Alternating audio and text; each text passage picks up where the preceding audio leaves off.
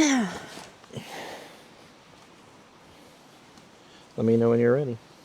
How's my hair? It's beautiful. Okay, go ahead. Hey, everybody. Welcome back to the R&R podcast. Today, I think we've picked a pretty nice location on one of our adventures. It's been a beautiful day. Woo. Renee? Oh, yeah, I'm What are we going to Renee. talk about today? That's Ryan. What are we going to talk about today? Yesterday, we spoke about attraction and relationships and how to keep that spiciness going. Yeah. You know? And we sort of touched base on when you're in a relationship and you sort of like ditch your own hobbies and things that you like, and you sort of lose your self-identity. So today I feel like I want to just kind of segue into talking about self-abandonment in a relationship. Let's do it! What that looks like. I've been loud all day today. Dude, so loud. We have had a very interesting day today. It's been full of adventure. Yeah. Yeah. But it's a good, yeah. I just watched Ryan eat this big ass like frosty thing. So good. It was actually a brownie flurry. Okay. He didn't eat the whole thing. No, I did not. So he might fart during this podcast. I'm not going to do that. And the mic's up here. It's not on my ass, so don't worry about it. Anyway. So, yesterday we were saying how, you know, I'm stumbling. It's okay. You're talking about self-abandonment. Yeah, people get like, into relationships. We've all been there where you get in a relationship and it's super exciting and you just want to know everything about that person, and you get so involved in them that you lose yourself, that you kind of, you know, you forget about hanging out with your friends. You know, have your friends have asked you, hey man, where you been? We don't see you anymore. You know, you forget about your hobbies and the stuff you like to do on your own, and that's self-abandonment. Yeah, I think a lot of times too, I think that if you come into a relationship and somebody does something pretty cool, you know, you're also like, well, maybe I just don't feel like as cool. You know, like if I come into a relationship and you play an instrument, like a guitar. Oh, like you feel like sort of inadequate? Yeah. Or like you can't keep up with that? Well, almost like, so say I just come in and like, you know, I play guitar. So like, what if you would come into the relationship and I just like rip on guitar all the time and I'm doing all the things that you would ever wanted to do. So I just become like so focused in like watching you do it? Yeah, that you like, it's almost like living out some kind of a fantasy where you're like, that becomes your identity because that's what you've always wanted to do, but maybe you put it off, and then somebody else kind of comes in and...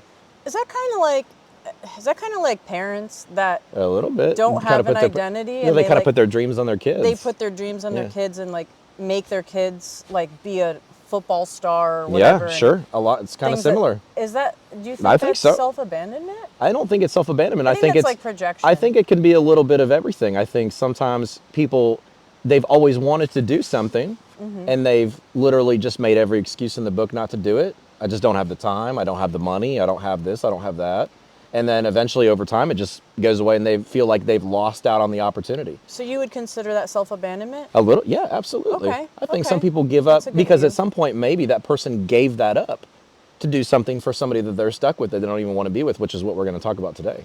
That's true. It's like that, like mother syndrome, Yeah, where like absolutely. moms, you know, it's like mom always eats a cold dinner. Yeah. You know, she makes sure everybody eats a hot meal, and by Absolutely. the time it's her turn, it's cold. I think it segues into a lot of that. I think it has to do with a lot of that. Because if you do something really cool in a relationship, and I'm kind of envious of that, I'm going to want to attach myself to that because it's like, man, that's really cool. And it becomes kind of like your identity. Right, it becomes kind of your persona, and then that's all you focus on. And it's like dating someone famous. Right. You know, pretty much your identity becomes just that person's spouse. Dude, what does that remind me of? It's like where they did like the Travis Barker and Kim Kardashian. When they were like Kim Kardashian's husband, like, dude, that is Travis Barker. Kourtney Kardashian's husband. I know, and Travis like, put some respect. Way more famous than her. Well, yeah, he has his own money and he's actually like a really... He's been around for a lot longer. Right, he's a famous guy. But that was like kind of like that. They get into a relationship, like Patrick Mahomes, his wife. It always says Patrick Mahomes' wife. It never like, they always take away the power from whoever it is that, you know, kind of has it in that relationship. It just reminds me of that trending Taylor Swift thing, right? Oh, God, we're not going to talk about it. We're not going to talk about that today. Okay, so I could see that. It is really cool of Travis to help make her famous, though, like to keep her relevant.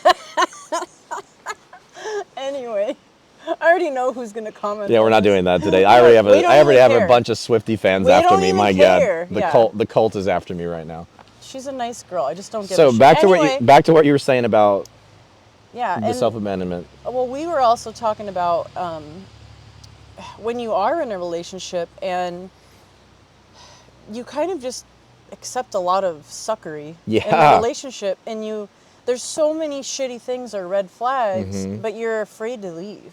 Agree. And because you're afraid to leave, you're abandoning yourself. People always are afraid in the beginning of relationships to make waves for some reason. It's like they don't want to appear vulnerable and they want to appear like they've got it all figured out. And they don't want to express any boundaries. I think the first thing I said to you was like, dude, I'm doing great at this. I'm not doing okay at this, and this. And I've got more failures than I've got successes right now. And you were like, hey, that's great. This is a great first date conversation. Well, and yeah, it was like, because you were really open and honest. I think too many people are trying to like appear to be something they're not.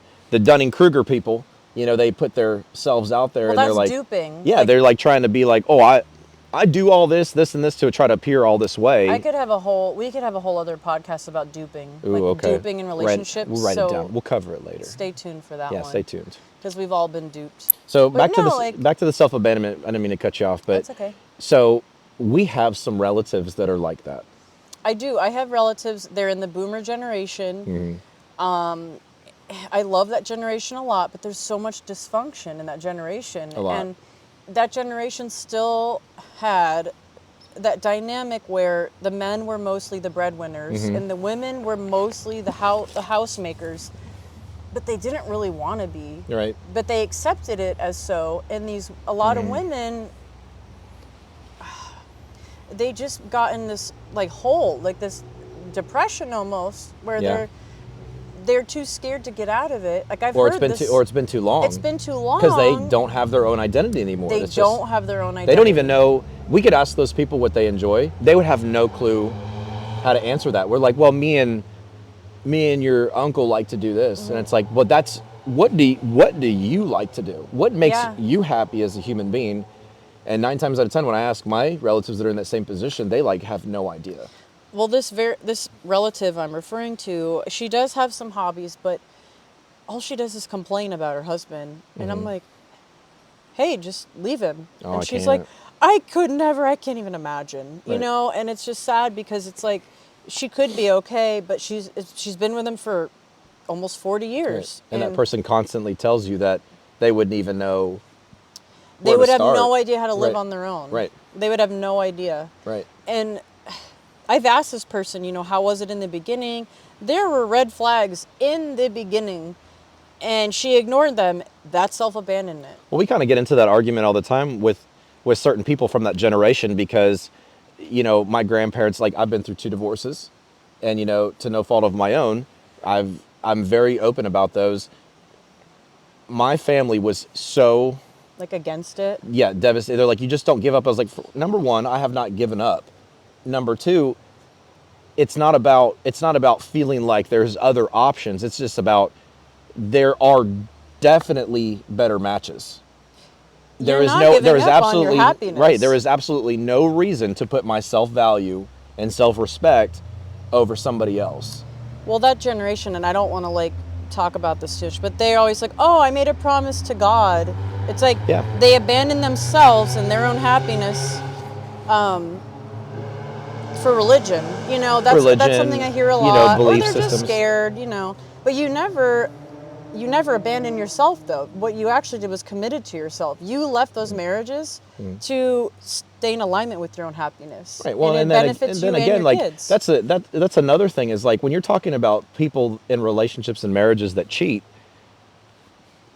and those couples that they cheated on each other and then they stay together.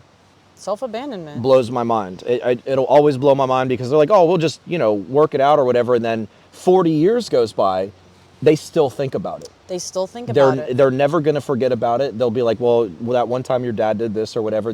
It's just what they hang on, and they'll never get past it.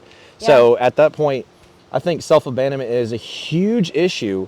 Number 1, because people don't ever want to have the uncomfortable conversations that are necessary to even cause the necessary friction in a relationship to have bigger benefits. You know, they're just like, they're so terrified of confrontation. And even you, as amazing as you are, you don't like, you avoid confrontation, but not when it comes to healthy confrontation. Yeah. Like, if we need to have a talk, I'll be like, hey, can we talk about this? And you're like, dude, absolutely. I will absolutely face But you. you're not afraid to do that, even though that is the most uncomfortable you will ever be. You still Other than know. that roller coaster you made me go on. all right. It's never, remember we're never gonna let it live it down. Okay, anyway. But the whole thing about that is people are just so quick to try to put a bandage on something, call it a day, and then never talk about it, sweep it under the rug, and then those are the same problems that keep recurring. And it seems to be that elephant in the room that just never goes away. Yeah. And it just deteriorates relationships like a cancer. You know? I think people fail to even recognize what self-abandonment is, even on a small level. It's not only in romantic relationships. What do you mean? So it could be something like, here's me, had a long day doing makeup for a bridal party. I'm exhausted. I come home. I just want to chill.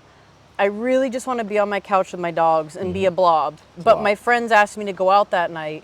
And I'm like, and then I agree and I go out with them. And then you hate it. And I hate it because I was tired and feeling introverted. That's self-abandonment. It was kind of like the gym today. You were It like, was I really the didn't want to fucking go. gym today. I told you, like, you know, just stay home. I'll go and come back. And you're like, no, I need to go. And I appreciate, you know, it was like awesome that you wanted to just do it. But I could just tell the whole time that you were just not happy with your decision.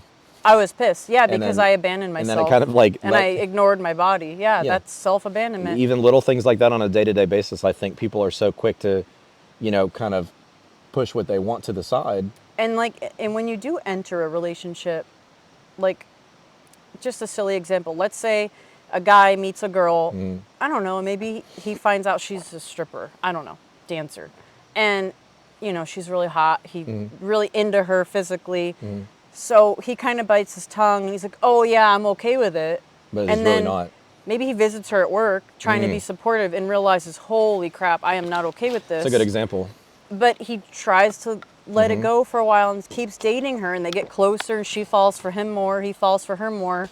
But he's losing sleep at night over it, and then the whole thing blows up. You know, That's self-abandonment. You know what that reminds me of is the people that are in relationships for long periods of time and then they split and you're like, well, what happened? And one of the examples is, well, she wanted kids and I didn't. And it's like didn't you talk about that right away? At what point? And they're like, well, we did discuss it. I had a friend just like that. Well, we did discuss it, but we just only briefly touched on it. And it's like, how do you only briefly touch on something that is so, that is just not and that's why like some people just take it for granted and they just don't understand how much of a commitment that is. Those relatives I mentioned, same exact scenario. He'd never wanted kids. All she wanted her whole identity to be a mother. And that affected their kids. They ended up having kids, and of course they love them, but their relationship suffered after that because her whole identity was being a mother. All of the romance was gone. He wanted a sidekick kind of girl that always wanted to be active and be outgoing and go on adventures and be all about him. And he knew that about himself, but he also abandoned himself. He did, yep. And both of them did. Trying 100%. multiple times to get pregnant. They had kids. It just blows me away. 35 years later, they're still together, but they're not happy. Well, and they don't realize like how that affects the children as well, because then they go on to have their families, and then that's the example that they have. And then some learn from it and they want different, or some just continue the cycle and they just continue to do the same thing. Exactly. You know, self-abandonment happens so often on a day-to-day basis. And that's when, you know, like after my last divorce, I said, enough. I'm tired of sacrificing my happiness to literally give somebody else everything and then literally just throwing myself out every single day. And since then, it has been, even though that situation was very difficult, those, like my ex, my children, my life, everything has prospered. All my relationships have just bloomed because I didn't go the way that everybody else wanted me to go. And I stuck true to myself. And over time, people were like, you know what? I can appreciate you for doing that, because they just don't have, people want to be able to do it, but they just don't have the power to do it, or they lack the know-how, or they're not fearful. brave. Yeah, they're just fearful. And I wouldn't say what I did was brave all the time, but I would say that it took a lot of it took a lot more than I really had at the time. But I understand, like, it was almost like a detox, you know, because you're so Yeah. used to doing one thing for everybody all the time. And then I am for 3 years by myself. And I'm like, I start taking myself out to dinners and going to the movies and hiking alone and really Yeah. just trying to reevaluate, like, because I had no idea. If you would have asked me what makes you happy, You just don't even know. I couldn't tell you. Because I've done everything I've done to make me happy has been for my partner. Because when I'm with somebody, like, Yeah. everything I do for you and the reaction I get makes me happy. Yeah. So I'm sitting here like, well, what do I do for myself? Yeah, you lost your own identity. Yeah. You abandoned yourself. Yep, sure And then did. you have to go through that period of relearning Not yourself. no more. No. Not no more. Now you get to keep who you are, and I get to keep who I am. Yeah, and I love that about us. I really do love And that about other us. than little things like going to the gym when you don't want to, you know, I didn't make you though. which is self-abandonment. No, it was self, you know. We don't do that. You No, know, we keep not at our all. own identities. And, you know, it is scary to leave a relationship when you're unhappy. It is Mm-hmm. scary. But you do go through this new self-discovery phase, and it can be really fun. Like, Yeah. romance yourself, wine and Yeah. dine yourself, you know, light a candle when you eat dinner, like, take yourself to the movies, do fun stuff. Well, then you start to realize that you actually really enjoy Oh, it's the best. being alone Yeah. that way. And then I was kind of scared for a little bit because I was like, dude, You really liked it. I really liked it so much that I was like, I can take care of myself. All this other stuff is going on. But then I started to notice that people would gravitate towards that kind of energy. And they're like, Yeah. how do I get like that? Because being in a position where I'm okay if it works out and I'm okay if it doesn't is a very powerful It's place pretty to be. powerful, yeah. And so you're like, at that point, it's going to take a miracle of God for me to force my hand into getting into something that challenges that. And Here's that miracle. yeah, and here we are like almost a year later, and I have not had to do that one time, and neither have you. Yeah. And I think it's been the best thing I've ever experienced. I'll give you the best thing you've ever Oh, experienced. geez. All right, everybody. I love how I think I'm going to end all of these with making you uncomfortable. sexually Yeah. awesome.